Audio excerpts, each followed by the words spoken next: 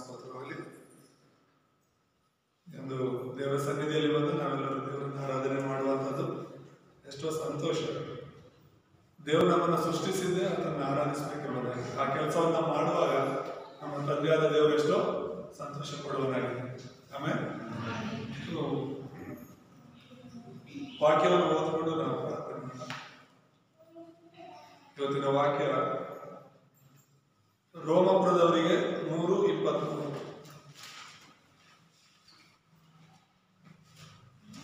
ಓದುವವರು ಶಬ್ದವಾಗಿ ಓದಿ.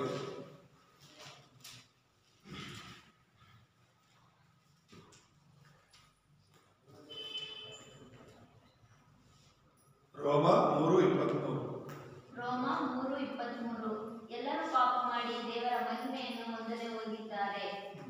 ಎಲ್ಲರೂ ಪಾಪ ಮಾಡಿ ದೇವರ ಮಹಿಮೆಯನ್ನು ಹೊಂದದೆ ಹೋಗಿದ್ದಾರೆ. ಎಲ್ಲರೂ ಈ ಲೋಕದಲ್ಲಿ ಮನುಷ್ಯರು ಎಂಬುದಾಗಿರುವ ಪ್ರತಿಯೊಬ್ಬರು ಕೂಡ ಪಾಪ ಮಾಡಿ ದೇವರ ಮಹಿಮೆಯನ್ನು ಹೊಂದದೆ ಹೋಗಿದ್ದಾರೆ ಎಂಬುದಾಗಿ ನಾವು ನೋಡ್ತೇವೆ. ಎಲ್ಲಿಂದ ಪ್ರಾರಂಭವಾಯಿತು ಅಂತ ಹೇಳಿದ್ರೆ ಆದಿಕಾಂಡ 3ನೇ ಅಧ್ಯಾಯದಲ್ಲಿ 9ನೇ ವಚನ ನಾವು ನೋಡ್ತೇವೆ. ಯೆಹೋವ ದೇವರು ಮನುಷ್ಯನನ್ನು ನೀನು ಎಲ್ಲಿ ಇರುತ್ತಿ ಎಂದು ಕೂಗಿ ಹೇಳಿದರೆ. ಪ್ರಾರ್ಥನೆ ಮಾಡೋಣ. ಪರಿಶುದ್ಧನಾದ ದೇವರೇ, ಈ ವಾಕ್ಯದಿಂದ ನೀವು ನಮ್ಮ ಸಂಗಡ ಮಾತನಾಡಿರಿ. ಮನುಷ್ಯರೆಲ್ಲರೂ ಕೂಡ ಪಾಪ ಮಾಡಿ ನಿಮ್ಮಿಂದ ನಾವು ದೂರವಾಗಿದ್ದೇವೆ. ದೇವರೇ ಸ್ತೋತ್ರ. ಈ ವಾಕ್ಯದ ಮೂಲಕ ನಮಗೆ ತಿಳಿಯಪಡಿಸಿರಿ ಕರ್ತನೇ. ಅಪ್ಪ, ನಿಮ್ಮ ಬಳಿಗೆ ನಾವು ಹೇಗೆ ಬರಬಹುದು, ನಿಮಗಾಗಿ ನಾವು ಹೇಗೆ ಜೀವಿಸಬಹುದು, ನಿಮ್ಮ ಉದ್ದೇಶ ಎಂಬುದಾಗಿ ನಾವು ತಿಳ್ಕೊಂಡು ನಿಮಗಾಗಿ ನಾವು ದೇವರೇ ಜೀವಿಸಲು ನಿಮ್ಮ ವಾಕ್ಯವನ್ನು ನಮ್ಮ ಹೃದಯಗಳಲ್ಲಿ ಭದ್ರವಾಗಿ ಹಿಡಿದುಕೊಳ್ಳಲು ಸಹಾಯ ಮಾಡಬೇಕಾಗಿ ಪ್ರಾರ್ಥಿಸ್ತೇವೆ. ಯೇಸುವಿನ ನಾಮದಲ್ಲಿ ತಂದೆ, ಆಮೆನ್. ಸೊ ಈ ಒಂದು ಆದಿಕಾಂಡ 3:9 ನಾವು ನೋಡೋದು ಹಾಗೆ ಯೆಹೋವ ದೇವರು ಮನುಷ್ಯನನ್ನ ನೀನು ಎಲ್ಲಿರುತ್ತಿ ಎಂಬುದಾಗಿ ಕೇಳ್ತಾನೆ. ಈ ಲೋಕದಲ್ಲಿ ನಾವು ಯಾರನ್ನ ಭೇಟಿಯಾದಾಗ ಪ್ರಶ್ನೆ ಮಾಡುವಂಥದ್ದೇನು? ಫಸ್ಟ್ ನೀವು ಯಾರು ಅಂತ. ಏನಂತ? ನೀವು ಯಾರು ಅಂತ ಕೇಳೋದು. ಯಾಕಂದ್ರೆ ಗೊತ್ತಿಲ್ಲ ಯಾರು ಏನು ಅಂತ. ಆದ್ರೆ ಬೈಬಲಲ್ಲಿ ಮನುಷ್ಯನನ್ನ ನೀವು ಯಾರು ಅಂತ ಎಲ್ಲೂ ಕೂಡ ಕೇಳಿಲ್ಲ. ಯಾಕಂದ್ರೆ ದೇವರು ಗೊತ್ತು ಮನುಷ್ಯ ಯಾರು ಅಂತ, ಅವನು ಎಲ್ಲಿಂದ ಬಂದಿರೋದು ಅಂತ ಹೇಳಿದ್ರು. ದೇವರೇ ಮನುಷ್ಯನನ್ನ ಸೃಷ್ಟಿಸಿರ್ಬೇಕಾದ್ರೆ ಯಾವತ್ತೂ ಕೂಡ ನೀನ್ ಯಾರು ಅಂತ ಕೇಳಲ್ಲ ದೇವರು, ನೀನ್ ಎಲ್ಲಿದ್ದೀಯ ಅಂತ ಕೇಳ್ತಾರೆ. ಇವತ್ತು ಬೆಳಗ್ಗೆ ಕೂಡ ದೇವ್ರು ನಮ್ಮ ಹತ್ರ ಕೇಳ್ತಾ ಇರುವಂತದ್ದು, ನೀನ್ ಎಲ್ಲಿದ್ದೀಯಾ?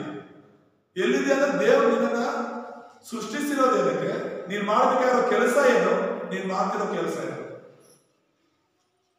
ನೀನು ಏನಕ್ಕೆ ಜೀವಿಸ್ಬೇಕು ಅಂತ ದೇವ್ರು ನಿನ್ನನ್ನ ಈ ಲೋಕದಲ್ಲಿ ಇರಿಸಿದ್ದಾರೆ, ನೀನ್ ಯಾವ್ದ್ರ ಹಿಂದೆ ಓಡ್ತಾ ಇದೆಯಾ?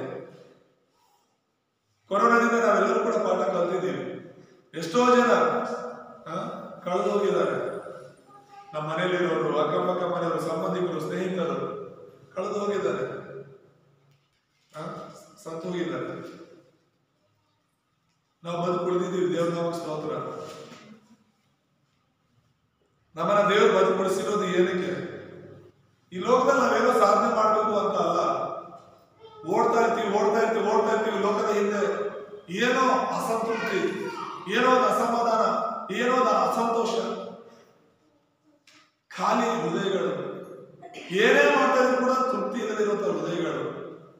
ನಾವು ತಿಳ್ಕೊಬೇಕಾಗಿರೋದು ಇವತ್ತು ಜನರು ಸಂತೋಷವಾಗಿ ಇಲ್ಲ.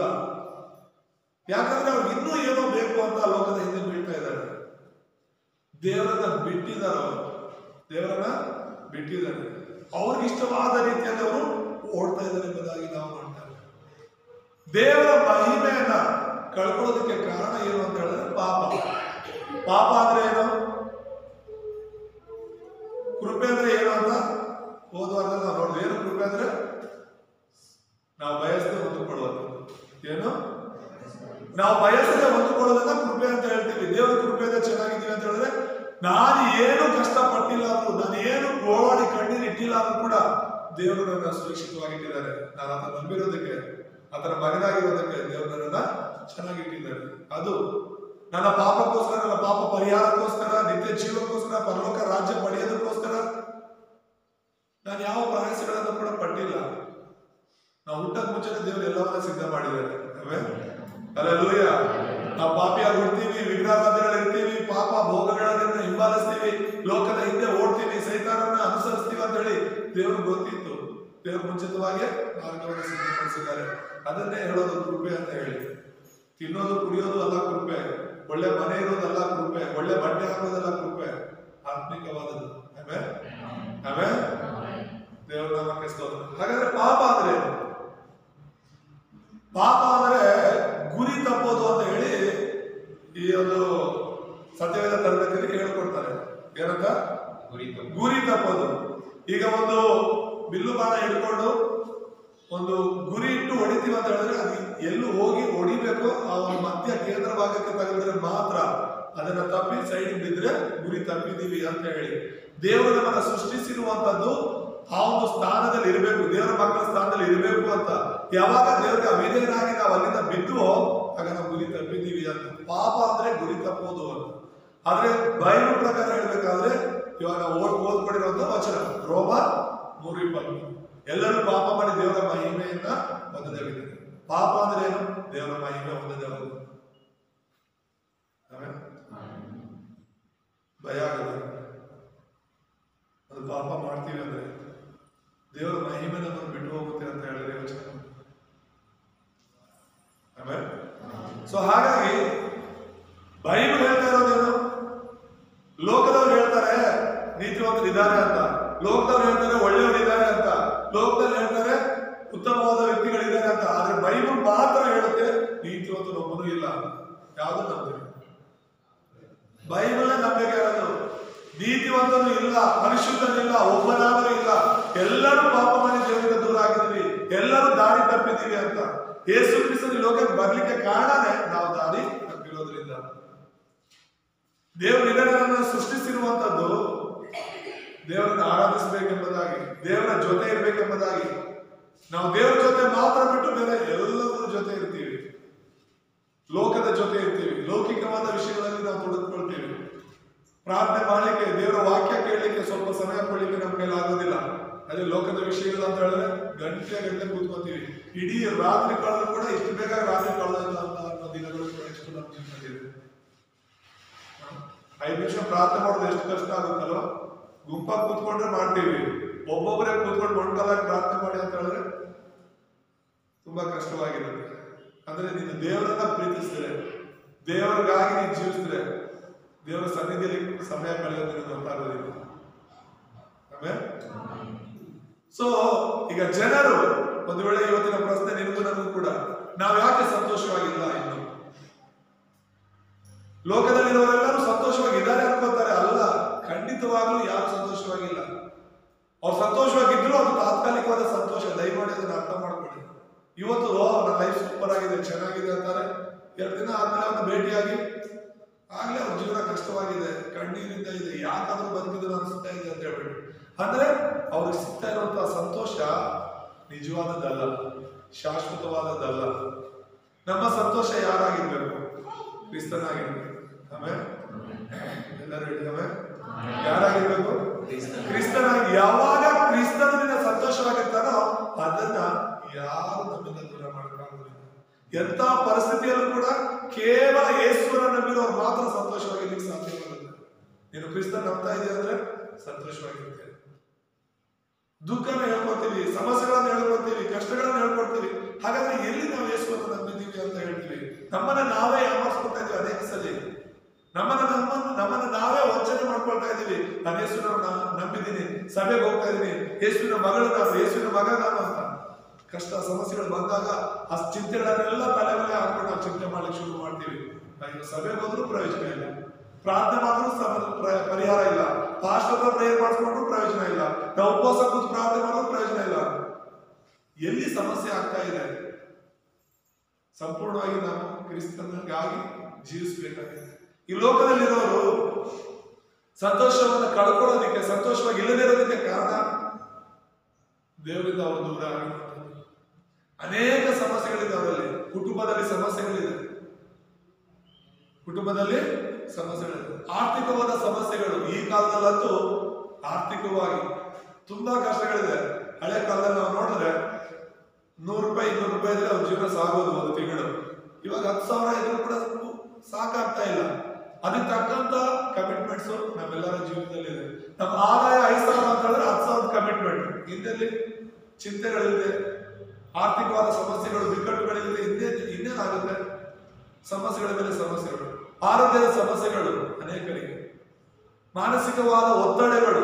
ಇವತ್ತು BP ಶುಗರ್ ಕಾಮನ್ ಆಗ್ಬಿಡ್ತಾ ಇದೆ ಎಲ್ಲರಿಗೂ. ಯಾಕೆ ಅಂತ ಹೇಳಿದ್ರೆ ಮಾನಸಿಕವಾದ ಒತ್ತಡಗಳು, ಯೋಚನೆ ಮಾಡಿ ಮಾಡಿ ಮಾಡಿ ಹೇಗೆ ಒಬ್ಬರ ಹತ್ರ ಹಂಚ್ಕೊಳ್ದೇ ಇರ್ಬೋದು, ಒಂದ್ ವೇಳೆ ಅವ್ರಿಗಿರುವಂತ ಸಮಸ್ಯೆಗಳನ್ನ ಹಂಚ್ಕೊಳ್ದೇ ಇರ್ಬೋದು. ನನ್ನ ಸಮಸ್ಯೆ ನಾನು ಇನ್ನೊಬ್ಬರ ಹತ್ರ ಹೇಳಿದ್ರೆ ಏನಾಗುತ್ತೋ, ಅವ್ರು ನಮ್ಮನ್ನ ಕೀಳಾಗಿ ಮಾಡ್ತಾರೆ ಅಂತ ಹೇಳ್ಬಿಟ್ಟು ಯೋಚನೆ ಮಾಡ್ತಾ ಮಾಡ್ತಾ ಮಾಡ್ತಾ BP ಶುಗರ್ ಅಂತ ತಂದುಕೊಂಡು ಆರೋಗ್ಯದಲ್ಲಿ ಏರುಪೇರಾಗಿ ಇವಾಗ ಒಂದು ಸರ್ವೆ ಪ್ರಕಾರ 20 ವಯಸ್ಸಿನಿಂದಾನೇ ಹಾರ್ಟ್ ಅಟ್ಯಾಕ್ಗಳಾಗ್ತಾ ಇದೆ. 20-30 ವಯಸ್ಸಿನವರಿಗೆ.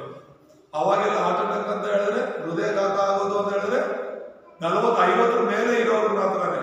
ಇವಾಗ 20 ವರ್ಷ 30 ವರ್ಷದವರಿಗೆ ಹಾರ್ಟ್ ಅಟ್ಯಾಕ್ ಆಗ್ತಾ ಇದೆ. ಅಂತದ್ದು ಏನು ಆಲೋಚನೆಗಳಿದೆ ಆ ಮಕ್ಕಳಲ್ಲಿ? ಚಿಂತೆಗಳು, ಕುಟುಂಬದಲ್ಲಿ ಆಗುವಂತ ಅಲ್ಲ ಕಲನಗಳು ಅವರ ಜೀವಿತವನ್ನ ಕದಲಿಸ್ತಾ ಇದೆ. ಚಿಕ್ಕ ವಯಸ್ಸಲ್ಲೇ ಚಿಕ್ಕ ಮಕ್ಕಳು ನನಗೆ ಸಂತೋಷವಾಗಿಲ್ಲ, ನಮ್ಮ ಮನೆಯಲ್ಲಿ ತುಂಬಾ ಕಷ್ಟಗಳು, ಸಮಸ್ಯೆಗಳು, ನಮ್ಮಪ್ಪ ಹೀಗೆ, ನಮ್ಮಮ್ಮ ಹೀಗೆ, ನಮ್ಮ ಕುಟುಂಬದಲ್ಲಿ ಹೀಗೆ ಸಮಸ್ಯೆಗಳು ಅಂತ ಹೇಳಿ ಚಿಕ್ಕ ವಯಸ್ಸಿನಲ್ಲೇ ದೊಡ್ಡದಾಗಿ ಯೋಚನೆಗಳು ಮಾಡ್ತಾ ಇದ್ದಾರೆ, ಆಲೋಚನೆಗಳು ಮಾಡ್ತಾ ಇದ್ದಾರೆ. ಮನೆಯಲ್ಲಿ ಸಮಾಧಾನ ಇಲ್ಲ ಅಂತ ಹೇಳಿ, ಕುಟುಂಬಗಳಲ್ಲಿ ಸಮಾಧಾನ ಇಲ್ಲ ಅಂತ ಹೇಳಿ, ಪರಿಸ್ಥಿತಿ ಸರಿ ಇಲ್ಲ ಅಂತ ಹೇಳಿ, ಅವ್ರು ಕೇಳಿ ಪಡ್ಕೊಳ್ತಾ ಇಲ್ಲ ಅಂತ ಹೇಳಿ ಏನಾಗ್ತಾ ಇದೆ? ಆ ಚಿಕ್ಕ ಮಕ್ಕಳು ಚಿಕ್ಕ ವಯಸ್ಸಿನಲ್ಲೇ ಅನೇಕ ವಿಧವಾದಂತಹ ಚಿಂತೆಗಳನ್ನ ಇಟ್ಕೊಂಡು ಹುಡುಕರಾಗ್ತಾ ಇದ್ದಾರೆ. ನಿಮ್ಮೆಲ್ಲರಿಗೂ ಗೊತ್ತಿರಬಹುದು, ಚಿಕ್ಕ ವಯಸ್ಸಲ್ಲಿ ಸಾಲೆ ಕುಡಿತಾ ಇದ್ದಾರೆ. ಚಿಕ್ಕ ವಯಸ್ಸವರು ಬೀಡಿ ಸಿಗರೇಟ್ ಸೇರ್ಕೊಂಡು ಹನ್ಸು ಪಂಪನ ಸ್ಟೈಲ್ ಆಗಿ. ಯಾಕಂದ್ರೆ ಅದಾದ ಖುಷಿ ಕೊಡುತ್ತೇನೋ ಅಂತ ಸಿನಿಮಾ ಥಿಯೇಟರ್ ಅಂತ ಹೇಳ್ಬಿಟ್ಟು ಓಡ್ತಾ ಇದ್ದಾರೆ.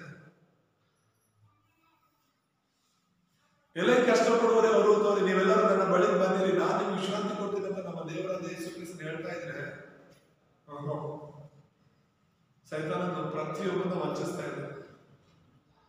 ಸೈತಾನ ನಮ್ಮ ಕಣ್ಣು ಕಾಣ್ತಾ ಇಲ್ಲ, ದೇವರು ನಮ್ಮ ಕಣ್ಣು ಕಾಣ್ತಾ ಇಲ್ಲ, ಸೈತಾನ ನಮ್ಮ ಕಣ್ಣು ಕಾಣ್ತಾ ಇಲ್ಲ. ಆದ್ರೆ ಈ ಲೋಕದಲ್ಲಿ ತುಂಬಾ ಕಾರ್ಯನಿರತನಾಗಿರುವಂತದ್ದು ಯಾರು ಅಂತ ಹೇಳಿದ್ರೆ ಸೈತಾನ. ಸೈತಾನ ಹಿಂಬಾಲಿಸೋರು ತುಂಬಾ ಜನ ಇದ್ದಾರೆ, ಸತ್ಯವನ್ನು ಹಿಂಬಾಲಿಸೋರು ಕಡಿಮೆ ಇದ್ದಾರೆ. ನಮ್ಮ ಮೂಢನಂಬಿಕೆಗಳನ್ನು ಅವರು ಆಧಾರ ಮಾಡಿಕೊಂಡು ಆ ಸೈತಾನ ನಮ್ಮನ್ನು ಇನ್ನೂ ಹೆಚ್ಚಾದ ಮೂಢನಂಬಿಕೆಗಳಲ್ಲಿ, ಇನ್ನೂ ಹೆಚ್ಚಾದ ಪಾಪಗಳಲ್ಲಿ ವಿಗ್ರಹಾರಾಧನೆ ನಡೆಸ್ತಾ ಇದ್ದಾರೆ. ಜನರು ಜೂಜಾಟಗಳನ್ನು ಆಡ್ತಾ ಇದ್ದಾರೆ, ಮಾದಕ ವ್ಯಸನಗಳಾಡ್ತಾ ಇದ್ದಾರೆ. ತುಂಬಾ ಒಂದಲ್ಲ ಇನ್ನೊಂದು ಸಮಸ್ಯೆಗಳಲ್ಲಿ ಸಿಕ್ಕಾಕೊಳ್ತಾ ಇದ್ದಾರೆ. ಯಾಕೆ ಅಂತ ಹೇಳಿದ್ರೆ ಇಲ್ಲಾದ್ರೂ ನನಗೆ ಸಮಾಧಾನ ಸಿಗುತ್ತೆ. ನಾವು ಹುಡುಗರಿಗೂ ಹೋಗಿ ಕೇಳಿ ಒಂದ್ ವೇಳೆ ಯಾಕೆ ಕೊಡದೆ ಅಂತ ಹೇಳಿದ್ರೆ ಏನೋ 108 ಸಮಸ್ಯೆಗಳು ಹೇಳ್ತಾರೆ. ನಿದ್ದೆ ಬರಲ್ಲ, ಕುಡಿದಿಲ್ಲ ಅಂತ ಹೇಳಿದ್ರೆ. ನಿಮ್ಮೆಲ್ಲರಿಗೂ ಅನುಭವ ಇರಬೇಕು ಅಲ್ವಾ? ಎಲ್ಲ ಕುಡಿದು ಬಿಟ್ಟಿರೋರೇ ಇರ್ತೀರ ಒಂದ್ ವೇಳೆ ಕೆಲವರೆಲ್ಲ ಇಲ್ಲಿ. ಯಾಕೆ ಅಂದ್ರೆ ಸಮಸ್ಯೆ ಕುಟುಂಬದಲ್ಲಿ, ಇನ್ನೊಂದು ಮತ್ತೊಂದು, ಆ ಒತ್ತಡಕ್ಕೆ ಸಮಾಧಾನವಾಗಿ ಇರ್ಲಿಕ್ಕೆ ಅಂತ ಹೇಳ್ಬಿಟ್ಟು ಕುಡಿಲಿಕ್ಕೆ ಪ್ರಯತ್ನ ಮಾಡಿ ಅವರ ಜೀವಿತಗಳನ್ನ ಹಾಳು ಮಾಡ್ಕೊಳ್ತಾರೆ. ಅಂದ್ರೆ ಎಷ್ಟು ಪಾಪಗಳನ್ನ ಮಾಡ್ತಾ ಹೋಗ್ತೀವೋ, ಪಾಪ ಅನ್ನೋದು ತುಂಬಾ ಚೆನ್ನಾಗಿರುತ್ತೆ ಪ್ರಾರಂಭದಲ್ಲಿ.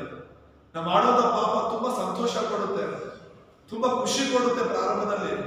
ಆಮೇಲೆ ಅದನ್ನ ಮುಂದುವರಿಸ್ತಾ ಮುಂದುವರಿಸ್ತಾ ಮುಂದುವರಿಸ್ತಾ ಹೆಚ್ಚು ಹೆಚ್ಚು ನಿರಾಶೆಗೊಳಗಾಗ್ತಾ ಇರ್ತೀವಿ. ನಮ್ಮ ಜೀವಿತದಲ್ಲಿ ಯಾಕಾದ್ರೂ ಇದನ್ನ ಮಾಡುವ, ಯಾಕಾದ್ರೂ ಈ ಪಾಪಗಳ ಹಿಂದೆ ನಾವು ಓದುವ ಅಂತ ಅನ್ಸ್ಬಿಡುತ್ತೆ. ಪ್ರಾರಂಭದಲ್ಲಿ ಸೈತಾನ ತುಂಬಾ ಸಂತೋಷವನ್ನು ಕೊಡ್ತಾನೆ, ಆಮೇಲೆ ಅಸಲಿ ಗುಣ ಅವನು ತೋರಿಸ್ತಾನೆ. ಯಾಕಂದ್ರೆ ಅವನು ವೇಷ ಹಾಕಿರುವಂತಹ ನರಿ, ಕುರಿ ವೇಷ ಹಾಕಿರುವಂತಹ ನರಿ ಎಂಬುದಾಗಿ ನಿರ್ವಾಹಕ. ಸೊ ಹಾಗಾಗಿ ನಾವಿವತ್ತು ತಿಳ್ಕೊಬೇಕಾಗಿರುವಂತದ್ದು ಏನಂತ ಹೇಳಿದ್ರೆ, ಎಲ್ಲ ಮನುಷ್ಯರು ಒಂದೇ. ಇಲ್ಲಿ ಜಾತಿ ಧರ್ಮ ಅಂತ ಯಾವುದೂ ಇಲ್ಲ, ಮನುಷ್ಯರೆಲ್ಲರೂ ಒಂದೇ ಎಂಬುದಾಗಿ ನಾವು ನೋಡ್ತೇವೆ. ಎಲ್ಲ ಮನುಷ್ಯರು ಕೂಡ ದೇವರಿಂದ ದೂರ ಆಗೋದಕ್ಕೆ ಕಾರಣ ಪಾಪ. ದೇವರಿಂದ ದೂರ ಆಗೋದಕ್ಕೆ ಕಾರಣ ಅವಿಧೇಯತೆ. ಅವಿಧೇಯತೆ ಅಂದ್ರೆ ಏನು? ವಿಧೇಯರಾಗದೇ ಇರೋದು, ದೇವರು ಹೇಳಿದ ಮಾತಿಗೆ ಒಪ್ಪದೇ ಇರೋದು, ಅದರಂತೆ ನಡೆಯದೇ ಇರೋದನ್ನ ಅವಿಧೇಯತೆ ಅಂತ ಹೇಳ್ತೀವಿ. ಇವತ್ತು ನೀನು ಇಲ್ಲಿ ಕೂತ್ಕೊಂಡು ದೇವರ ವಾಕ್ಯವನ್ನ ಕೇಳ್ತಾ ಇದೆಯಾ? ನಾವು ಇಲ್ಲಿ ಕೂಡಿ ಬಂದಿರೋದೇ ನಮ್ಮ ನಮ್ಮ ಕೆಲಸಗಳನ್ನ ಬಿಟ್ಟು ಅಷ್ಟಷ್ಟು ದೂರದಿಂದ ನಾವು ಇಲ್ಲಿ ಬಂದಿದ್ದೀವಿ ಅಂತ ಹೇಳಿದ್ರೆ ದೇವರ ವಾಕ್ಯವನ್ನ ಕೇಳಕ್ಕೆ. ಯಾರ ವಾಕ್ಯವನ್ನ ಕೇಳಕ್ಕೆ? ಯಾರ ವಾಕ್ಯನ? ದೇವರ ವಾಕ್ಯವನ್ನ ಕೇಳಕ್ಕೆ. ನೀನು ಇಲ್ಲಿ ಬಂದು ಕೂಡ ದೇವರ ವಾಕ್ಯ, ದೇವರ ಸ್ವರವನ್ನ ಕೇಳದೆ ಹೋಗ್ತೀಯ ಅಂತ ಹೇಳಿದ್ರೆ ಆತ್ಮಿಕವಾಗಿ ಯಾವ ಬದಲಾವಣೆನೂ ಆಗೋದಿಲ್ಲ. ಏನೋ ಬಂದೆ ಹೋದೆ ಅಷ್ಟೇ ಇರುತ್ತೆ ವಿನಃ ನಮ್ಮ ಜೀವಿತದಲ್ಲಿ ಯಾವ ಬದಲಾವಣೆ ಕೂಡ ಆಗೋದಿಲ್ಲ. ಸೊ ಬದಲಾವಣೆ ಆಗ್ಬೇಕು ಅಂತ ಹೇಳಿದ್ರೆ ವಾಕ್ಯವನ್ನ ಕೇಳೋದು ತುಂಬಾ ಮುಖ್ಯ. ನಂಬಿಕೆ ಅನ್ನೋದು ಹೇಗೆ ಬರುತ್ತೆ? ಕೇಳೋದ್ರ ಮೂಲಕ. ನಂಬಿಕೆ ಅನ್ನೋದು ಹೇಗೆ ಬರುತ್ತೆ? ನಮ್ಗೆ ಕೇಳೋದ್ರ ಮೂಲಕ. ಹಾಗಾಗಿ ನಿಮ್ಮ ಜೀವಿತದಲ್ಲಿ ಏನೇ ಚಿಂತೆಗಳಿದ್ರು ಕೂಡ, ಆಲೋಚನೆಗಳಿದ್ರು ಕೂಡ ಅವನ್ನ ಸೈಡ್ಗಿಟ್ಟು ನೀವು ದೇವರ ವಾಕ್ಯವನ್ನು ಶ್ರದ್ಧೆಯಿಂದ ಕೇಳಬೇಕು. ಮಾತಾಡ್ತಿರೋದು ನಾನೇ ಆಗಿರ್ಬೋದು, ಆದ್ರೆ ನನ್ನ ಮೂಲಕ ದೇವರು ಏನು ಹೇಳಲಿಕ್ಕೆ, ನನಗೂ ಸೇರಿಸಿ ನಮ್ಮೆಲ್ಲರಿಗೂ ದೇವರು ಏನು ಹೇಳಲಿಕ್ಕೆ ಬಯಸ್ತಿದ್ದಾರೆ ಅನ್ನೋದನ್ನ ನಾವು ತಿಳ್ಕೊಬೇಕು. ಆಮೇಲೆ ಸೊ ಹಾಗಾಗಿ ಮೊದಲನೇ ನಾವು ನೋಡ್ತೀವಿ, ದೇವರಿಂದ ಅವ್ರು ಬೇರ್ಪಟ್ಟಿದ್ದಕ್ಕೆ ಕಾರಣನೇ ಒಂದು ಅವಿಧೇಯತೆ ಎಂಬುದಾಗಿ. ಅಂದ್ರೆ ನಿನ್ನ ನನ್ನ ಜೀವಿತದಲ್ಲಿ ದೇವರು ಹೇಳಿರೋ ಮಾತಿಗೆ ನೀನು ಅವಿಧೇಯನಾಗ್ತಿದ್ಯಾ ಅಂತ ಹೇಳಿದ್ರೆ ಖಂಡಿತವಾಗ್ಲೂ ನಾವು ದೇವರಿಂದ ದೂರ ಇದ್ದೀವಿ ಅಂತಾನೆ ಅರ್ಥ. ದೇವ್ರ ವಾಕ್ಯನ ಓದ್ತಾ ಇರ್ತೀವಿ, ದೇವ್ರ ವಾಕ್ಯನ ನಾವು ಕೇಳ್ತಾ ಇರ್ತೀವಿ, ಸುಮ್ಮನೆ ಕೇಳೋದಷ್ಟೇನಾ? ಯಾರಾದ್ರೂ ಹೇಳಿದ್ರೆ ವಾಕ್ಯಗಳು ಚರ್ಚೆ ಮಾಡಿ ಶುರು ಮಾಡ್ತೀವಿ. ನನಗೂ ಗೊತ್ತು ಈ ವಾಕ್ಯ, ನನಗೂ ಗೊತ್ತು ಆ ವಾಕ್ಯ. ಗೊತ್ತು ಅನ್ನೋದಕ್ಕೂ ಅದನ್ನ ಅನ್ವಯಿಸಿಕೊಂಡು ನಡೆಯೋದಕ್ಕೂ ತುಂಬಾ ವ್ಯತ್ಯಾಸ ಇದೆ. ನಿನಗಿಂತ ಹೆಚ್ಚೇ ಬೈಬಲ್ ಬೇರೆಯವ್ರಿಗೆ ಗೊತ್ತಿರುತ್ತೆ. ಸಭೆಗೆ ಬರ್ದೇ ಇರೋರಿಗೆ, ಯೇಸುನ ನಂಬದೇ ಇರೋರಿಗೆ ನಿನಗಿಂತ ಹೆಚ್ಚಾಗಿದೆ ದೇವ್ರ ವಾಕ್ಯಗಳು ಗೊತ್ತಿರುತ್ತೆ. ಇವತ್ತು ಮುಸ್ಲಿಮ್ಸ್ ತುಂಬಾ ಜನ ಇದ್ದಾರೆ, ಕ್ರಿಶ್ಚಿಯನ್ರನ್ನ ಕೀಳಾಗಿ ನೋಡ್ಬೇಕು, ಇಲ್ಲ ಬೈಬಲ್ ಸರಿ ಇಲ್ಲ ಅಥವಾ ಯೇಸು ದೇವರಲ್ಲ ಅಂತ ಹೇಳಿ ಪ್ರೂವ್ ಮಾಡ್ಲಿಕ್ಕೆ ಅಂತ ಹೇಳಿ ತುಂಬಾ ಮುಸ್ಲಿಮ್ಸ್, ತುಂಬಾ ಹಿಂದೂಗಳು ಇವತ್ತು ದೇವರ ವಾಕ್ಯವನ್ನ ಕಲಿತಾ ಇದ್ದಾರೆ, ಬೈಬಲ್ ಕಲಿತಾ ಇದ್ದಾರೆ. ಬೈಬಲ್ ಅಲ್ಲಿ ತಪ್ಪು ಹಿಡಿಲಿಕ್ಕೆ ಅಂತಾನೋ ಇನ್ನೊಂದು ಮತ್ತೊಂದು. ಹಾಗಾದ್ರೆ ನಿನ್ನ ನನಗಿಂತ ಅವ್ರು ಹೆಚ್ಚಾಗಿ ಬೈಬಲ್ ಓದ್ತಿದ್ದಾರೆ, ಬೈಬಲ್ ವಿಷಯ ತಿಳ್ಕೊಳ್ತಾ ಇದ್ದಾರೆ. ಬೈಬಲ್ ಓದೋರೆಲ್ಲ ಕ್ರಿಶ್ಚಿಯನ್ ಅಲ್ಲ, ಅರ್ಥ ಆಯ್ತು? ಪ್ರಾರ್ಥನೆ ಮಾಡೋರೆಲ್ಲ ಕ್ರಿಶ್ಚಿಯನ್ ಅಲ್ಲ. ಯಾರು ನಿಜವಾದ ಕ್ರೈಸ್ತರು? ದೇವರ ವಾಕ್ಯಕ್ಕೆ ವಿಧೇಯರಾಗೋರು. ತಿಳುವಳಿಕೆ ಮಾತ್ರ ಇದ್ದು ದೇವರ ವಾಕ್ಯವನ್ನ ವಿಧೇಯನಾಗಿ ನಡೀತಾ ಇಲ್ಲ ಅಂದ್ರೆ ಏನು ಪ್ರಯೋಜನ ಆಗುತ್ತೆ? ಆದಮ ಹವ್ವ ದೇವರಿಂದ ಸೃಷ್ಟಿಯಾದವರು, ದೇವರ ಮಕ್ಕಳಾಗಿದ್ದವರು, ಆದ್ರೂ ಕೂಡ ಅವರು ಅವಿಧೇಯರಾದರು. ದೇವರಿಗೆ ವಿರೋಧವಾಗಿ ನಡ್ಕೊಂಡ್ರು. ತಿನ್ಬೇಡ ಅಂದಿರುವಂತ ಹಣ್ಣನ್ನು ತಿಂದು. ಇನ್ನ ನನ್ನ ಜೀವಿತದಲ್ಲಿ ದೇವರು ಇವತ್ತು ಕೊಟ್ಟಿರೋದು ಮಹದಾಜ್ಞೆ ಏನು? ಯೇಸು ಕ್ರಿಸ್ತನ ನಂಬೋದೆ. ಹಲ್ಲೆಲೂಯಾ. ಇವನು ಪ್ರಿಯನಾದ ನನ್ನ ಕುಮಾರನು, ಇವನಲ್ಲಿ ನಾನು ಮಮತೆ ಇಟ್ಟಿದ್ದೇನೆ, ಇವನ ಮಾತನ್ನ ಕೇಳಿದೆ ಅಂತ. ಇವತ್ತು ನಮ್ಮೆಲ್ಲರ ಸರ್ವ ಸೃಷ್ಟಿಕರ್ತನಾದ ದೇವರು ಒಂದು ಆಜ್ಞೆನ ಕೊಟ್ಟಿದ್ದಾರೆ ಅಂತ ಹೇಳಿದ್ರೆ ಅದು ಯೇಸುವೆ ಕ್ರಿಸ್ತನ ಎಂಬುದಾಗಿ ನಂಬುವಂತದ್ದು, ಯೇಸುವೆ ನಮ್ಮ ದೇವರು ಅಂತ ನಂಬುವಂತದ್ದು, ಯೇಸುವೆ ಸತ್ಯ ಜೀವ ಮಾರ್ಗ ಅಂತ ನಂಬುವಂತದ್ದು. ಬೇರೆ ಯಾವ ದಾರಿನೂ ಇಲ್ಲ. ಲೋಕದಲ್ಲಿ ಹೇಳೋ ಮನುಷ್ಯರ ಪ್ರಕಾರ, ಸ್ವಾಮೀಜಿಗಳ ಪ್ರಕಾರ, ಇನ್ನೊಬ್ಬರ ಪ್ರಕಾರ ನಮ್ಮೆಲ್ಲರಿಗೂ ಯಾವ ದಾರಿನೂ ಇಲ್ಲ ಪರಲೋಕ ಹೋಗೋದಕ್ಕೆ. ನಾವು ಎಷ್ಟೋ ಬರೀ ಮಣ್ಣಲ್ಲಿ ಮಣ್ಣಾಗಿ ಹೋಗೋರು, ನಾವು ಬರೀ ಉಸಿರು ಇರೋದು. ಕೈ ಕಾಲು ಗಟ್ಟಿ ಇದೆ ಅಂತ ಹೇಳಿದ್ರೆ ನಮ್ಮನ್ನ ಯಾರು ಹಿಡಿಯೋದಿಲ್ಲ. ಸ್ವಲ್ಪ ಏನಾದ್ರು ಹುಷಾರ್ ತಪ್ಪು ಅಂತ ಹೇಳಿದ್ರೆ ನಮ್ಮಷ್ಟು ಬಾಯಿಗೆ ಯಾರು ಇರಲ್ಲ. ಇವಾಗಿದ್ದು ನಾಳೆ ಹೋಗೋರು ನಾವು. ನಾವೇನೋ ಸಾಧನೆ ಮಾಡ್ಬೇಕು ಅಂತ ಹೊರಡ್ತೀವಿ, ಮಧ್ಯದಲ್ಲೇ ನಮ್ಮ ಆಸೆ ಆಕಾಂಕ್ಷೆಗಳು, ನಮ್ಮ ಪ್ಲಾನಿಂಗ್ ಎಲ್ಲಾನು ಹೋಗುತ್ತೆ ನಮ್ಮ ಜೊತೆಗೇನೆ. ನಾವೆಷ್ಟೋ ಅವರು ನಮ್ಮನ್ನು ಸೃಷ್ಟಿ ಮಾಡಿರುವಂತ ದೇವರು ಸರ್ವಶ್ರೇಷ್ಠ. ಆಮೇಲೆ ಆತ ನಮಗೋಸ್ಕರ ಎಲ್ಲವನ್ನು ಮಾಡಿ ಮುಗಿಸಿದ್ದಾರೆ ಅಂತ ಹೇಳಿದ್ಮೇಲೆ ಯೋಹಾನ ಸುವಾರ್ತೆ 19:30 ನಮ್ಮೆಲ್ಲರಿಗೂ ಗೊತ್ತು. ಇಟ್ ಈಸ್ ಫಿನಿಶ್ಡ್ ಅಂತ ದೇವರು ಹೇಳ್ತಾರೆ. ತೀರಿತು.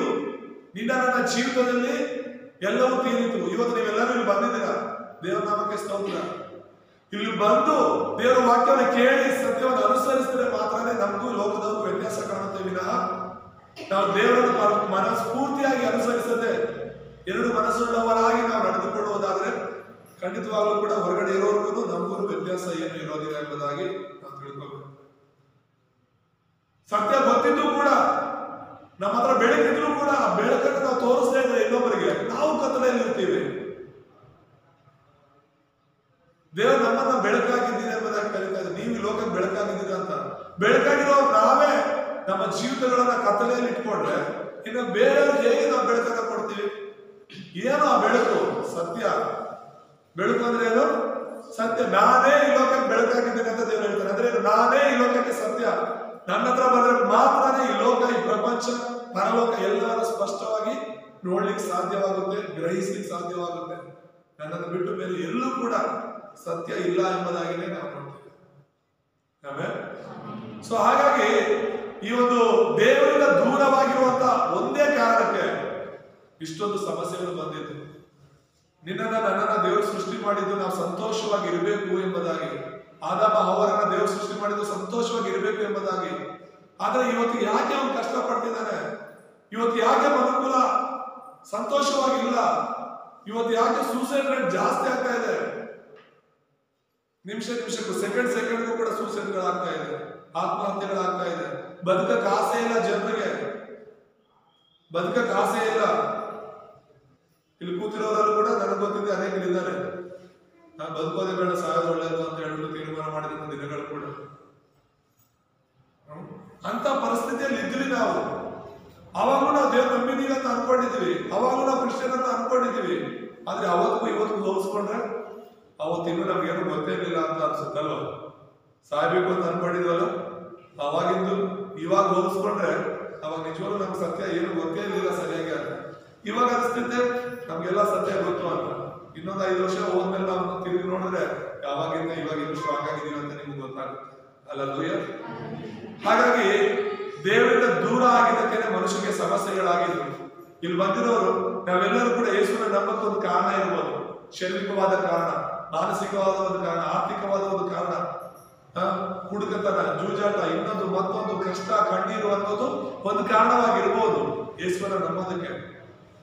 ಆದ್ರೆ ಇವತ್ತು ನಂಬದ ಮೇಲೆ ಕೂಡ ಇನ್ನೂ ನೀನು ಶಾರೀರಿಕವಾದ ಆಸೆಗಳನ್ನೆಲ್ಲ ಇಟ್ಕೊಂಡು ಸಮಯಕ್ಕೆ ಬರ್ಬೇಕಾಗಿದೆ. ಆತ್ಮಿಕವಾದ ಆಸೆ, ದೇವರನ್ನ ನಾವು ತಿಳ್ಕೋಬೇಕು, ದೇವರ ಮನಸ್ಸನ್ನ ನಾವು ತಿಳ್ಕೋಬೇಕು. ದೇವರ ರಾಜ್ಯಕ್ಕಾಗಿ ನೀತಿಗಾಗಿ ತಗೊಂಡಿದೀವಿ ಅಂತ ನಾವು ಹಾಡನ್ನ ಹಾಡ್ತೀವಿ. ಈ ಲೋಕದಲ್ಲಿ ಗಂಟು ಮಾಡ್ಕೊಳ್ಳೋದಲ್ಲ, ದೇವರನ್ನ ನಾವು ಹುಡುಕ್ಬೇಕಾಗಿರೋದು. ದೇವರ ರಾಜ್ಯವನ್ನ ಈ ಲೋಕದಲ್ಲಿ ಹುಡುಕ್ಬೇಕು. ದೇವರ ರಾಜ್ಯಕ್ಕಾಗಿ ನಾವು ಪ್ರಾರ್ಥನೆ ಮಾಡ್ಬೇಕು. ದೇವರ ನಾಮಕ್ಕೆ ಇಲ್ಲಿರುವಂತ ಎಲ್ಲ ಸಹೋದರರಿಗೆ ನಾನು ಹೇಳ್ತೀನಿ, ನಿಮ್ಮ ಜೀವಿತಗಳನ್ನ ಒಂದು ತೀರ್ಮಾನವಾಗಿ ಇಟ್ಕೊಂಡು ದೇವರಿಗಾಗಿ ಜೀವಿಸಲಿಕ್ಕೆ ಪ್ರಾರಂಭ ಮಾಡಿ.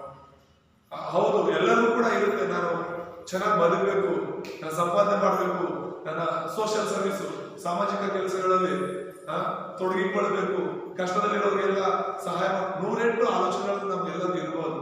ಆದ್ರೆ ಎಲ್ಲದಕ್ಕಿಂತ ಮೊದಲು ನಾವು ದೇವರ ರಾಜ್ಯವನ್ನ ಕಟ್ಟೋದಕ್ಕೆ ಪ್ರಯತ್ನ ಮಾಡಿ. ದೇವರ ರಾಜ್ಯಕ್ಕಾಗಿ ನಾನು ಜೀವಿಸ್ಬೇಕು. ದೇವರ ರಾಜ್ಯಕ್ಕಾಗಿ ನಾನು ಏನ್ ಮಾಡ್ಬೇಕು, ನನ್ನ ಕೆಲಸದಲ್ಲಿ, ನನ್ನ ಕುಟುಂಬದಲ್ಲಿ, ನಾನು ಹೋಗೋ ಜಾಗದಲ್ಲಿ ದೇವರಿಗಾಗಿ ನಾನು ಏನ್ ಮಾಡ್ಬೇಕು ಅಂತ ತೀರ್ಮಾನ ಮಾಡ್ಕೊಳ್ಳಿ. ಈಗ ಉತ್ತರ ನಮ್ಮ ಹತ್ರ ಇದ್ರೆ ತಾನೇ ನಾವು ಬೇರೆಯವ್ರು ಕೊಡಕ್ಕಾಗೋದು. ಲೋಕದಲ್ಲಿ ಎಲ್ಲೇ ಒಂದು ಪ್ರಶ್ನೆಗಳೇ ಇರೋದು. ಲೋಕದ ಜನರ ಹತ್ರ ಏನಿದೆ, ಬರೀ ಪ್ರಶ್ನೆಗಳೇ ಇರೋದು.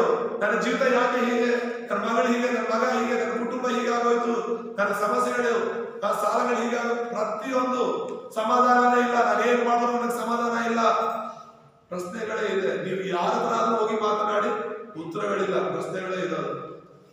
ನಿನ್ನ ಹತ್ರ ಪ್ರಶ್ನೆ ಇದ್ರೆ ಅವ್ರಿಗೂ ನಿನಗೆ ಏನೋ ವ್ಯತ್ಯಾಸವಾಗುತ್ತೆ. ನಿನ್ನ ಹತ್ರ ಇರ್ಬೇಕಾಗಿರೋದು ಉತ್ತರ. ಅಲ್ಲೂಯ್ಯ. ಯೇಸು ಕ್ರಿಸ್ತನೇ ಎಲ್ಲ ಸಮಸ್ಯೆಗಳಿಗೂ ಪರಿಹಾರವಾಗಿದ್ದಾನೆ. ಅದನ್ನ ನೀನು ನಂಬಬೇಕು. ನಂಬಿದ್ರೆ ನೀನು ಅನುಭವಿಸ್ತೀಯ, ಅದನ್ನ ನಂಬಿದ್ರೆ ನೀನು ಆ ಬಿಡುಗಡೆನ ಅನುಭವಿಸ್ತೀಯ. ನೀನು ನಂಬಿದ್ರೆ ಯೇಸು ಕ್ರಿಸ್ತನ ಬಲವನ್ನ ನೀನು ಅನುಭವಿಸ್ತೀಯ. ಜನರು ಕೇಳಬಹುದು, ಈ ಒಂದು ದುಃಖ ಸಮಸ್ಯೆಗಳು ಒಂದರ ನಂತರ ಒಂದು ಬರ್ತಾ ಇದೆಯಲ್ಲ, ಯಾಕೆ ನನಗೆ ಮಾತ್ರ ಇಷ್ಟು ಕಷ್ಟ ಬರ್ತಾ ಇದೆ ಅಂತ ಅಲ್ವಾ ಸಾಮಾನ್ಯವಾಗಿ ಕೇಳುವಂತದ್ದು. ಹೆಂಗಸರೆಲ್ಲ ಹೇಳೋದು, ನಾನಾಗಿರೋದಕ್ಕೆ ಮಾತ್ರ ನಿನ್ನ ಹತ್ರ ಬರೀ ಜೀವನ ಮಾಡ್ತಾ ಇದ್ದೀನಿ, ಬೇರೊಬ್ಬರಾದ್ರೆ ಎಲ್ಲರೂ ಹೇಳೋ ಮಾತು ಅದೇನೆ. ಎಲ್ಲರ ಗಂಡದ್ರಿಗೂ ಹೇಳೋ ಮಾತು ಅದೇನೆ. ಅವರು ನಾನಾಗಿರೋದಕ್ಕೆ ನಿನ್ ಜೊತೆ ಅಡ್ಜಸ್ಟ್ ಆಗ್ತಾ ಇದ್ದೀನಿ, ಇನ್ನೊಬ್ಬಳಾಗಿದ್ರೆ ಯಾವಾಗ ನೋಡೋಗ್ತಾ ಇದ್ದೀನಿ. ಎಲ್ಲರೂ ಹೇಳೋದು ಅದೇ, ಯಾರು ಕೇಳೋದು. ಗಂಡಸರು ಕೇಳಿದ್ರು ಅದೇ ಉತ್ತರ ಅನ್ಸುತ್ತಲ್ಲ. ದೇವರ ಸ್ತೋತ್ರವಾಗಲಿ. ಅಸಂತೋಷ ಉಂಟಾಗಿದ್ದು ಗಂಡನಿಂದಲೂ ಹೆಂಡತಿಯಿಂದಲೂ ಅಲ್ಲ. ಎಲ್ಲಿಂದ ಉಂಟಾಗಿರೋದು? ಸೈತಾನದಿಂದ. ಬೈಬಲ್ ಮಾತ್ರ ಹೇಳುತ್ತೆ ನಮಗೆ, ಈ ಒಂದು ದುಃಖ, ಈ ಒಂದು ಸಮಸ್ಯೆ, ಈ ಕಷ್ಟ, ಈ ಮರಣ ಅನ್ನೋದು, ಎಲ್ಲ ಸಮಸ್ಯೆಗಳನ್ನೋದು ಎಲ್ಲಿಂದ ಹುಟ್ಕೊಳ್ತು ಅಂತ ಹೇಳಿ ನಮ್ಮ ಹತ್ರ ಇರುವಂತ ಬೈಬಲ್ ಮಾತ್ರ ಹೇಳುತ್ತೆ. ಎಲ್ಲದರ ಪ್ರಾರಂಭ ನಮ್ಗೆ ತಿಳಿಯೋದು ಬೈಬಲ್ ಇಂದ ಮಾತ್ರನೇ. ಮನುಷ್ಯನ ಎಲ್ಲಿಂದ ಪ್ರಾರಂಭವಾದ, ಈ ಲೋಕದಲ್ಲಿರುವಂತ ಭೂಮಿಯಲ್ಲಿರುವಂತ ಎಲ್ಲ ಸೃಷ್ಟಿ ಹೇಗೆ ಪ್ರಾರಂಭವಾಯಿತು, ಎಲ್ಲಿಂದ ಪ್ರಾರಂಭವಾಯಿತು, ಸಮಸ್ಯೆಗಳು ಎಲ್ಲಿಂದ ಪ್ರಾರಂಭವಾಯಿತು, ಪಾಪ ಎಲ್ಲಿಂದ ಪ್ರಾರಂಭವಾಯಿತು, ಸಂತೋಷ ಎಲ್ಲಿಂದ ಪ್ರಾರಂಭ, ರಕ್ಷಣೆ ಎಲ್ಲಿಂದ ಪ್ರಾರಂಭ, ಪ್ರತಿಯೊಂದು ಬೈಬಲ್ ಹೇಳುತ್ತೆ ನಮಗೆ. ಪ್ರತಿಯೊಂದರ ಪ್ರಾರಂಭ ಬೈಬಲ್ ಮಾತ್ರನೇ ಸ್ಪಷ್ಟವಾಗಿರುತ್ತೆ. ಲೋಕದಲ್ಲಿ ಎಲ್ಲೇ ಹೋದ್ರೂ ಕೂಡ ಎಲ್ಲ ಅರ್ಧಂಬರ್ಧ ಉತ್ತರಗಳಿರೋದು, ಅರ್ಧ ಉತ್ತರಗಳು ಮಾತ್ರನೇ ಹೇಳ್ತಾರೆ. ಯಾಕಂದ್ರೆ ಪೂರ್ತಿ ಉತ್ತರ ಅವ್ರ ಹತ್ರ ಇಲ್ಲ. ಪೂರ್ತಿ ಉತ್ತರ ಇರೋದೇ ಬೈಬಲ್ ಅಲ್ಲಿ. ಒಂದು ವಿಜ್ಞಾನ ಹತ್ರ ನೀವು ಹೋಗಿ ಕೇಳಿದ್ರು ಕೂಡ, ಸೈನ್ಸ್ ಹತ್ರ ನೀವು ಹೋಗಿ ತಿಳ್ಕೊಬೇಕಂದ್ರೂ ಕೂಡ ಅರ್ಧ ಉತ್ತರನೇ ಇರುತ್ತಲ್ಲಿ. ಪೂರ್ತಿ ಉತ್ತರ ಅನ್ನೋದು ಬೈಬಲ್ ಅಲ್ಲಿ ಮಾತ್ರನೇ. ಆಮೇಲೆ ಮನುಷ್ಯರಿಗೋಸ್ಕರನೇ ಬೈಬಲ್ ಬರೆಯಲ್ಪಟ್ಟಿರೋದು. ನೀನು ಯೇಸುವನ್ನು ಸರಿಯಾಗಿ ತಿಳ್ಕೊಂಡಿಲ್ಲ ಅಂದ್ರೆ, ಯೇಸುಗಾಗಿ ನೀನು ಜೀವಿಸಿಲ್ಲ ಅಂತ ಹೇಳಿದ್ರೆ, ಆತ್ಮಿಕ ವ್ಯಕ್ತಿಯಾಗಿ ನೀನು ಜೀವಿಸಿಲ್ಲ ಅಂತ ಹೇಳಿದ್ರೆ, ನಿನಗೂ ಪ್ರಾಣಿಗೂ ಏನು ವ್ಯತ್ಯಾಸ ಇಲ್ಲ. ನಮಗೂ ಪ್ರಾಣಿಗಳಿಗೂ ಯಾವ ವ್ಯತ್ಯಾಸನೇ ಇರಲ್ಲ. ಪ್ರಾಣಿಗಳು ಏನ್ ಮಾಡ್ತವೆ? ತಿನ್ನೋದಕ್ಕೆ ಉಣ್ಣೋದಕ್ಕೆ ಮಾತ್ರನೇ ಜೀವಿಸ್ತಾ ಇರುತ್ತೆ. ಬೇರೆ ಏನಾದ್ರೂ ಉದ್ದೇಶ ಇರುತ್ತೆ ಅವರಿಗೆ? ಪ್ರಾಣಿಗಳಿಗೆ ಸಿಕ್ಕಾಗ ಊಟ ಮಾಡ್ಬೇಕಷ್ಟೇ. ಮನುಷ್ಯರು ಕೂಡ ಅದೇ ರೀತಿ ಓಡಾಡ್ತಾ ಇದ್ದಾರೆ. ನಮ್ಮನ್ನ ದೇವರು ಸೃಷ್ಟಿ ಮಾಡೋದು ಅದಕ್ಕೋಸ್ಕರ ಅಲ್ಲ. ಏನು ತಿನ್ಬೇಕು, ಏನು ಕುಡಿಬೇಕು, ಏನು ಓದ್ಕೊಳ್ಬೇಕು ಅಂತ ಯೋಚನೆ ಮಾಡಬೇಡ್ರಿ. ಅವಿಶ್ವಾಸಿಗಳು ಅವುಗಳಿಗೋಸ್ಕರ ತವಕ ಪಡ್ತಾರೆ. ಯಾರು ತವಕ ಪಡೋದು ಅವುಗಳಾಗಿ? ಅವಿಶ್ವಾಸಿಗಳು. ನಾವು ಪರಲೋಕ ಭೂಲೋಕಗಳನ್ನು ಸೃಷ್ಟಿ ಮಾಡಿರುವಂತ ದೇವರ ಮಕ್ಕಳಾಗಿದ್ದೇವೆ. ಆಮೇಲೆ ಹಿಂತಿರುಗಿ ನೋಡ್ಕೊಂಡ್ರೆ ನಮ್ಮ ಜೀವಿತವನ್ನ ಇದುವರೆಗೂ ನಮ್ಮನ್ನು ನಡೆಸ್ತಾ ಬಂದಿದ್ದು ದೇವರೇನೆ. ಅದು ನಮ್ಮ ಬಲದಿಂದಲೋ ಅಧಿಕಾರದಿಂದಲೋ ನಮ್ಮ ಜ್ಞಾನದಿಂದಲೋ ಅಲ್ಲ. ಇವತ್ತಿಗೂ ನಾವು ಜೀವಂತವಾಗಿ ಇಲ್ಲಿ ಕೂತಿದ್ದೀವಿ ಅಂತ ಹೇಳಿದ್ರೆ ಅದಕ್ಕೆ ಕಾರಣ ಯೇಸು ಕ್ರಿಸ್ತ. Hallelujah, hallelujah. ಆದ್ರೆ ಈ ಸಂತೋಷ ಎಲ್ಲಿಂದ ಬರುತ್ತೆ ಅಂತ ಹೇಳಿದ್ರೆ, ಎಲ್ಲಿ ತನಕ ಇರುತ್ತೆ ಈ ಸಂತೋಷ? ನಾವು ಈ ಭೂಲೋಕವನ್ನು ಬಿಟ್ಟು ಹೋಗೋ ತನಕ ಇರುತ್ತೆ ಈ ಸಂತೋಷ. ಈ ದುಃಖ ಅನ್ನೋದು, ಈ ಸಮಸ್ಯೆಗಳನ್ನೋದು ಈ ಲೋಕವನ್ನು ನಾವು ಬಿಟ್ಟು ಹೋಗೋ ತನಕ ಇರುತ್ತೆ. ನಾವು ಅನ್ಕೋಬಹುದು ಒಂದ್ ವೇಳೆ ಯೇಸುವನ್ನು ನಂಬದ ಮೇಲೆ ಇರೋದಿಲ್ಲ ಅಂತ. ಖಂಡಿತ ಯೇಸುವನ್ನು ನಂಬದ ಮೇಲೆ ಸಮಸ್ಯೆಗಳು ಇರುತ್ತೆ. ಆದ್ರೆ ದೇವರು ಬಲ ಕೊಡುವನಾಗಿದ್ದಾನೆ. ನೀನು ಯಾವಾಗ ಸಮಸ್ಯೆಗಳ ಮಧ್ಯದಲ್ಲಿ ಕೂಡ ಕೇವಲ ಕ್ರಿಸ್ತನನ್ನ ನಂಬ್ಕೊಳ್ತೀಯೋ, ಖಂಡಿತವಾಗ್ಲೂ ದೇವರು ನಿನಗೆ ಸಂತೋಷವನ್ನು ಕೊಡ್ತಾನೆ. ಆಮೇಲೆ ಯೇಸುಗೋಸ್ಕರ ನೀನು ಜೀವಿಸುವಾಗ ಬಿಡುಗಡೆಗಳನ್ನೋದು ಸಾಧಾರಣವಾಗಿ ನಡೀತಾ ಹೋಗುತ್ತೆ. ಈಗ ಮೊನ್ನೆ ಮೋಶೆ ಒಂದು 2ನೇ ಭಾಗ ಮಾಡಿದ್ವಿ, ನಾವು ನೋಡಿರ್ಬೋದು, ಕೆಲವರೆಲ್ಲ ಲಿಂಕ್ ಕಳಿಸಿದ್ದೆ. ಒಂದು ನಾಟಕವನ್ನ ಮಾಡಿದ್ವಿ. ಸೊ ಅದರಲ್ಲಿ ನಾವು ನೋಡ್ತೇವೆ, ಅದನ್ನ ಮಾಡುವಾಗ ಅನೇಕ ಅನುಭವಗಳು ಕೂಡ ಆಯ್ತು ನಮಗೆ. ದೇವರು ನಂಬದ ಮೇಲೆ ಕೂಡ ಮೋಶೆ ಜೀವಿತದಲ್ಲಿ ಕಷ್ಟ ಸಮಸ್ಯೆಗಳು ಬಂತು. ಆದ್ರೆ ಏನು ಗೊತ್ತಾ, ಅವುಗಳಿಂದ ನಾವು ತಿಳಿಯಬೇಕಾಗಿರೋದು, ಯೇಸು ಸ್ವಾಮಿನ ನಂಬದ ಮೇಲೆ, ಯೇಸು ಮಾತ್ರ ಸಾಕು ಅಂತ ತೀರ್ಮಾನ ಮಾಡ್ಕೊಂಡ್ಮೇಲೆ ಕಷ್ಟಗಳು ಬಂದರೂ ಕೂಡ 2ರಷ್ಟು ಉತ್ತರ ಸಿಗುತ್ತೆ ನಮಗೆ. ಹಲ್ಲೆಲೂಯಾ. 2 ಬಲವಾದ ಉತ್ತರ ಸಿಗುತ್ತೆ. ಇನ್ನೊಂದು ಹಂತ ಮುಂದೆ ಹೋಗ್ತೀವಿ ನಾವು, ಇನ್ನೊಂದು ಹಂತ ಮುಂದೆ ಹೋಗ್ತೀವಿ ವಿನಃ ಹಿಂದೆ ಹೋಗೋದಿಲ್ಲ. ನಮಗೆ ಬರೋದು, ದೇವರನ್ನ ನಂಬುವವರಿಗೆ ಬರುವಂತ ಕಷ್ಟಗಳು ನಮ್ಮನ್ನ ನಾಶ ಮಾಡೋದಿಕ್ಕಲ್ಲ, ನಮ್ಮನ್ನ ಉದ್ಧಾರ ಮಾಡೋದಿಕ್ಕೆ. ಎಲ್ಲರೂ ಹೇಳಿ, ದೇವರ ಮಕ್ಕಳಿಗೆ ಬರುವಂತಹ ಕಷ್ಟಗಳು ಉದ್ಧಾರ ಮಾಡೋದಕ್ಕೆ ಮಾತ್ರ, ನಾಶ ಮಾಡೋದಕ್ಕಲ್ಲ. ಆಮೇಲೆ ಯಾವಾಗ ನೀನು ನಂಬಿ ಇದನ್ನ, ಕಷ್ಟ ಬರ್ತಾ ಇದೆಯಾ, ನಿನ್ನ ಜೀವನದಲ್ಲಿ ಸಮಸ್ಯೆ ಬರ್ತಾ ಇದೆಯಾ, ಯೇಸುವನ್ನು ನಂಬಿ ಕೂಡ ಸಮಸ್ಯೆಗಳು ಬರ್ತಾ ಇದೆಯಾ, ನೀನ್ ಯೋಚನೆ ಮಾಡ್ಬೇಕಾಗಿರೋದೇನು ಗೊತ್ತಾ, ನೀನ್ ನಂಬಬೇಕಾಗಿರೋದೇನು ಗೊತ್ತಾ, ದೇವರು ಇದರಿಂದ ಉತ್ತರ ಕೊಡ್ಲಿಕ್ಕಿದ್ದಾರೆ. Hallelujah, hallelujah. ದಾನಿಯೇಲನ ತಗೊಂಡೋಗಿ ಸಿಂಹದೇವಿಗೆ ಹಾಕ್ತೀನಿ ಅಂತ ಇದ್ದಾರೆ. ಅವನ ತಪ್ಪು ಏನಿಲ್ಲ. ನಿನ್ ಕಷ್ಟ ಬಂದಿದೆ ಅಂತ ಹೇಳಿದ್ರೆ ನೀನೇನೋ ತಪ್ಪು ಮಾಡ್ಬಿಟ್ಟಿದ್ಯಾ, ಪಾಪ ಮಾಡ್ಬಿಟ್ಟಿದ್ಯಾ, ಅದಕ್ಕೋಸ್ಕರ ದೇವರು ಶಿಕ್ಷಿಸ್ತಾ ಇದ್ದಾರೆ ಅಲ್ಲ. ಬೈಬಲ್ ಅಲ್ಲಿ ತಪ್ಪು ಮಾಡದೇ ಇರೋ ಕೂಡ ಸಮಸ್ಯೆಗಳು ಬಂತು. ಸತ್ಯವೇದದಲ್ಲಿ ಯೋಸೇಫ ಯಾವ ತಪ್ಪು ಮಾಡಿಲ್ಲ. ಅವನ ಗಂಡ ತಮ್ಮದು ಮನೆಯಿಂದ ಓಡಿದ್ರು, ಮಾರ್ಬಿಟ್ರು. ಫಾರೋವನ ಮನೆಯಲ್ಲಿ, ಪೋಟಿಫರನ ಮನೆಯಲ್ಲಿ ಅವ್ನು ಯಾವ ತಪ್ಪು ಮಾಡಿಲ್ಲ, ಅವನು ತಗೊಂಡು ಜೈಲಿಗೆ ಹಾಕಿದ್ರು. ದಾವೀದನ ಯಾವ ತಪ್ಪು ಮಾಡಿಲ್ಲ. ಸೌಲನ ಅವನ ಹಿಂದಕ್ಕೆ ಹೋದ ಸಾಯಿಸಕ್ಕಂತ ಹೇಳ್ಬಿಟ್ಟು ಅವನು ಒಂದು ಊರಿಂದ ಇನ್ನೊಂದು, ಒಂದು ದೇಶದಿಂದ ಇನ್ನೊಂದು, ಒಂದು ಬೆಟ್ಟದಿಂದ ಇನ್ನೊಂದು ಬೆಟ್ಟ ಓಡ್ತಾನೆ ಇದ್ದ ಸುಮಾರು ವರ್ಷಗಳು. ಪೌಲ ಯಾವ ತಪ್ಪು ಮಾಡಿಲ್ಲ. ಎಷ್ಟೋ ಚಡಿ ಹೆಣ್ಗಳಂತಿದ್ದ, ಎಷ್ಟೋ ಸರಿ ಜೈಲಿಗೆ ಹೋಗಿ ಬಂದ. ಬೈಬಲ್ ಅಲ್ಲಿ ಇರುವಂತಹ ಅನೇಕ ದೇವರ ಸೇವಕರು ತಪ್ಪು ಮಾಡಿಲ್ಲ ಅಂದ್ರೂ ಕೂಡ ಸಮಸ್ಯೆಗಳು ಬಂತು ಅವ್ರ ಜೀವನದಲ್ಲಿ. ಶಾದ್ರಕ್ ಮೇಷಕ್ ಅಬೇದ್ನೆಗೋ ಯಾವ ತಪ್ಪು ಮಾಡಿಲ್ಲ. ಅವ್ರು ಮಾಡಿರೋದೇ ಗೊತ್ತಾ, ವಿಗ್ರಹಕ್ಕೆ ಅಡ್ಡ ಬೀಳೋದು, ವಿಗ್ರಹಾರಾಧನೆ ಮಾಡೋದು. ನಾವು ಮಾಡಲ್ಲ ಅಂತ ಹೇಳಿದಕ್ಕೋಸ್ಕರ ಅವ್ರು ತಗೊಂಡೋಗಿ ಜೈಲಿಗೆ ಹಾಕೋದು. ದೇವರಿಗಾಗಿ ನಿಂತ್ಕೊಳ್ಳಿ ನೀವು, ಸತ್ರು ಬದುಕರು. ಯೇಸುಗಾಗಿ ಸಾಯೋ ಸಮಯ ಬಂತು ಈಗ ಅಂತ ಹೇಳಿದ್ರೆ ಸಾಯೋಣ. ದೇವ್ರ ನಮಗೆ ಸ್ತೋತ್ರ. ಇನ್ನೊಂದು 10-20 ವರ್ಷ ಬದುಕಿ ನಾವು ಸಾಧನೆ ಮಾಡೋದೇನು?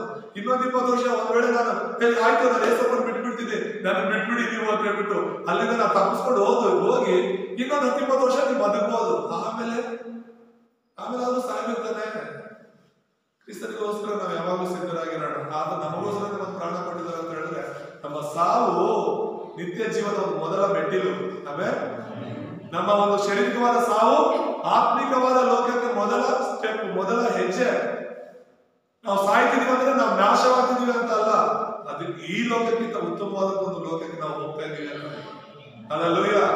ಈ ಲೋಕದಲ್ಲಿ ಕಷ್ಟ, ಕಣ್ಣೀರು, ಸಮಸ್ಯೆ ಅಂದ್ಕೊಂಡು ನಾವು ಯೋಚನೆ ಮಾಡಿ ಜೀವನ ಮಾಡ್ತಾ ಇರ್ತೀವಿ. ಪರಲೋಕ ಆ ರೀತಿ ಇಲ್ಲ. ಯಾವ ಕಷ್ಟ, ಸಮಸ್ಯೆ, ಕಣ್ಣೀರು ಇಲ್ಲ. ಇಲ್ಲಿರೋ ನಾವೆಲ್ಲರೂ ಕೂಡ ಪರಲೋಕದಲ್ಲಿ ಒಂದು ದಿನ ಇರ್ತೀವಿ. ಆಮೇಲೆ ಆಮೇಲೆ ಬರ್ತೀರಾ ಇಲ್ವಾ? ದಯಮಾಡಿ ಬನ್ನಿ, ಎಲ್ಲರೂ ಹೋಗೋಣ, ಪರಲೋಕದಲ್ಲಿ ಸಂತೋಷವಾಗಿರೋಣ. ನಾವು ಸಾಯೋದಕ್ಕೆ ಮುಂಚೆ ದೇವರು ನಮ್ಮನ್ನು ಯಾಕೆ ಇಟ್ಟಿದ್ದಾರೆ ಹಾಗಾದ್ರೆ ಈ ಲೋಕದಲ್ಲಿ? ನಾವು ನಂಬಿರುವಂತ ಯೇಸುವನ್ನ ಇನ್ನು ಅನೇಕರಿಗೆ ಹೇಳಲಿಕ್ಕೆ. ಈ ಏಕೈಕ ಉದ್ದೇಶ ಇದು. ಈ ಉದ್ದೇಶ ಇಲ್ಲ ಅಂತ ಹೇಳಿದ್ರೆ ನಿಜವಾಗ್ಲೂ ಕೂಡ ನಾವೆಷ್ಟೇ ಬದುಕಿದ್ರು ಪ್ರಯೋಜನ ಇಲ್ಲ, ಏನನ್ನೇ ಗಳಿಸಿದ್ರು ಕೂಡ ಪ್ರಯೋಜನ ಇಲ್ಲ. ದೇವರು ನನ್ನ ಸಾಕ್ಷಿಗಳಾಗಿ ಕರೆದಿದ್ದಾರೆ. ಯಾವ ಸಾಕ್ಷಿಗಳು? ಯೇಸುವೇ ಕ್ರಿಸ್ತನೆಂಬುದಾಗಿ. ನಾನು ಹೇಳುವಂತ ಮಾತುಗಳು ಒಂದೊಂದ್ಸಲಿ ನಿಮಗೆ ಕಷ್ಟ ಅನ್ಸ್ಬೋದು, ಅಥವಾ ನೀವೇ ಯೋಚನೆ ಮಾಡಬಹುದು, ಯಾಕೆ ಹಿಂಗೆ ಹೇಳ್ತಿರೋದು. ಆ ಮಾತಿನ ಅರ್ಥವನ್ನ ನೀವು ಅರ್ಥ ಮಾಡ್ಕೊಳ್ಳಿ. ನಾನು ಯಾಕೆ ಹೇಳ್ತೀನಿ? ನಾವು ಸಾಕ್ಷಿಗಳು ಅಂದ್ರೆ ದೇವ್ರು ನಮ್ಗೆ ಏನ್ ಕೊಟ್ಟಿದ್ದಾರೆ, ಏನ್ ಬಿಟ್ಟಿದ್ದಾರೆ ಅನ್ನೋದಕ್ಕಲ್ಲ ನಾವು ಸಾಕ್ಷಿ ಹೇಳ್ಬೇಕಾಗಿರೋದು. ನಾವು ಸಾಕ್ಷಿಗಳು ಅಂದ್ರೆ ಕ್ರಿಸ್ತನಿಗೆ ಸಾಕ್ಷಿ, ಯೇಸುವಿನ ದೇವರು ಅನ್ನೋದಕ್ಕೆ ಸಾಕ್ಷಿಗಳು. ಆಮೇಲೆ ನಮ್ಮ ಪರಿಸ್ಥಿತಿ ಹೇಗೆ ಇದ್ರು, ನಾವು ಬಡವರಾಗೇ ಇದ್ರು, ಯೇಸುವಿಗೆ ನಾವು ಸಾಕ್ಷಿಗಳಾಗಿ ಜೀವಿಸಬೇಕು. ಈ ಲೋಕದಲ್ಲಿ ಶಾರೀರಿಕವಾಗಿ ನಮ್ಗೆ ಏನ್ ಆಶೀರ್ವಾದ ಮಾಡಿದ್ದಾರೆ ದೇವರು, ಏನ್ ಕೊಟ್ಟಿದ್ದಾರೆ, ನಮ್ಗೆ ಏನಿದೆ, ನಮ್ಗೆ ಎಷ್ಟು ಆಸ್ತಿ ಕೊಟ್ಟಿದ್ದಾರೆ ದೇವರು, ಅದಕ್ಕೋಸ್ಕರ ನಾವು ಸಾಕ್ಷಿಗಳು ಅಲ್ಲ. ಆತರ ಸಾಕ್ಷಿಗಳಾಗಿ ಹೇಳೋದಾದ್ರೆ ಪ್ರಪಂಚದಲ್ಲಿ ಇರುವಂತಹ ಜನ ಕೋಟ್ಯಾಂತರ ಜನ ಇದ್ದಾರೆ ಸಾಕ್ಷಿ ಹೇಳಲಿಕ್ಕೆ ಅವರ ದೇವರುಗಳ ಬಗ್ಗೆ. ಹೌದಾ ಅಲ್ಲ? ನಾನು ಆ ದೇವ್ರಿಗೆ ಹೋದೆ, ಈ ದೇವ್ರಿಗೆ ಹೋದೆ, ಆ ದೇವ್ರು ನನಗೆ ಹಿಂಗ್ ಮಾಡೋದು, ಹಂಗ್ ಮಾಡೋದು, ಬೇಕಾದಷ್ಟು ಸಂಪಾದನೆ ಮಾಡಿದ್ದೀನಿ ಅಂತ ಹೇಳೋರು ತುಂಬಾ ಜನ ಇದ್ದಾರೆ ಹೊರಗಡೆ. ಅದೆಲ್ಲ ನಿಜವಾದ ಆಸ್ತಿ. ಅದನ್ನ ಯಾವುದನ್ನು ನಾವು ತಗೊಂಡು ಹೋಗೋದಿಲ್ಲ. ಹಾಕಿರೋ ಬಟ್ಟೆ ಕೂಡ ನಮ್ಮ ಜೊತೆಯಲ್ಲಿ ಬರೋಲ್ಲ ಅಂದ್ರೆ ಅದೆಲ್ಲ ನಿಜವಾದ ಆಸ್ತಿ. ನಿಜವಾದ ಆಸ್ತಿ ಯೇಸುಗಾಗಿ ನಾವು ಜೀವಿಸೋದು. ಆಮೇಲೆ ಯೇಸುಗಾಗಿ ನಾವು ಜೀವಿಸುವಂತದ್ದು, ಯೇಸುವಿನ ಸತ್ಯ ಸುವಾರ್ತೆಯನ್ನ ಎಷ್ಟು ಜನಕ್ಕೆ ನಾವು ಹೇಳ್ತೀವಿ ಅನ್ನೋದ್ರ ಮೇಲೆ ನಮ್ಮ ಜೀವನ ಆಧಾರವಾಗಿರುತ್ತೆ. ಅದರ ಬಹುಮಾನನೇ ನಾವು ಪರಲೋಕದಲ್ಲಿ ಪಡ್ಕೊಳ್ಳೋದು. ಇಲ್ಲಿ ನಮ್ಮ ಜೊತೆ ಬರ್ದಿರೋದಕ್ಕೋಸ್ಕರ ಪ್ರಯಾಸ ಪಡ್ತಾ ಇದ್ದೀವಿ ಎಲ್ಲೂ ರಾತ್ರಿ. ನಮ್ಮ ಜೊತೆ ಬರೋದಕ್ಕಾಗಿ ಜೀವಿಸ್ಬೇಕು ನಾವು ಸಭೆಯಾಗಿ. ಆಮೇಲೆ ಸಭೆಯಾಗಿ ಅದಕ್ಕಾಗಿ ನಾವು ಜೀವಿಸ್ಬೇಕು. ಭಾಷೆ ಕಷ್ಟ ಇದೆ, ಭಾಷೆ ಸಮಸ್ಯೆ ಇದೆ. ಹೌದು, ಯಾಕಿದೆ ಅಂತ ಹೇಳಿದ್ರೆ ಈ ಲೋಕದಲ್ಲಿ ನಮ್ಮ ಜೀವಿತದಲ್ಲಿ ಕಷ್ಟ ಸಮಸ್ಯೆಗಳನ್ನ ಕೊಡುವವನು ಒಬ್ಬನಿದ್ದಾನೆ. ಯಾರವನು? ಯಾರವನು? ಸೈತಾನ. ನಾವಿರುವಷ್ಟು ದಿನ ಸೈತಾನ ಇರ್ತಾನೆ ಈ ಲೋಕದಲ್ಲಿ. ನಾವೀ ಬದುಕಿರುವಷ್ಟು ದಿನಗಳು ಸೈತಾನ ಇರ್ತಾನೆ. ಯೇಸು ಕ್ರಿಸ್ತರು ಬರೋ ತನಕನೂ ಸೈತಾನ ಈ ಲೋಕದಲ್ಲಿ ಇರ್ತಾನೆ. ಸೈತಾನ ಇದ್ದಾನೆ ಅಂತ ಹೇಳಿದ್ರೆ ಸಮಸ್ಯೆಗಳಿದ್ದಾವೆ ಅಂತ.